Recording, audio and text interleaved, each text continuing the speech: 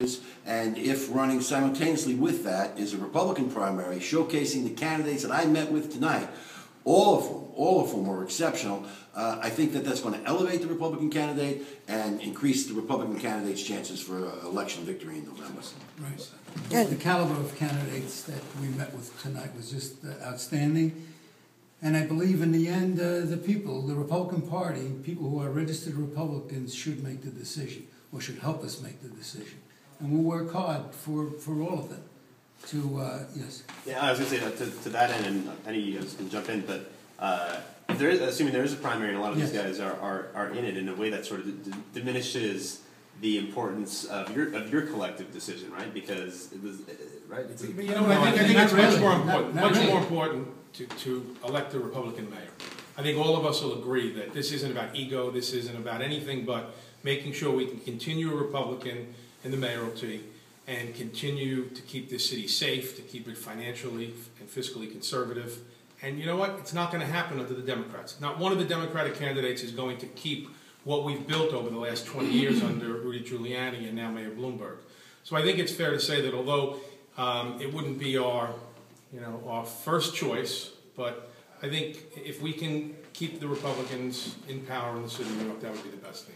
More importantly, when we discuss or we compare the Democratic candidates to the Republican candidates, and again, the level of conversation, the issues that we're talking about every time we meet with these guys, versus what the Democrats are talking about, again, the sexual orientation of spouses, wives, etc., I think it can't help but make the city of New York a better place, allowing the people the opportunity to meet all of these guys, discuss the issues that affect the benefit in the city of New York, the longevity of the city of New York, instead of us deciding for it. Sure. I mean, there was even, we talked about it, there was an article published the other day in one of the newspapers talking about the lack of issues in the Democrat primary.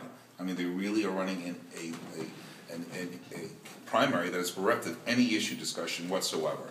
And that's a disservice to the people of the city of New York.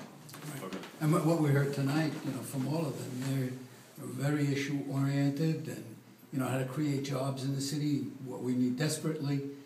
But it's not going to diminish the chairman's, our influence, because we're going to be out there helping these people get onto the ballot. You understand? If we're going to have a primary, then we have to have a primary.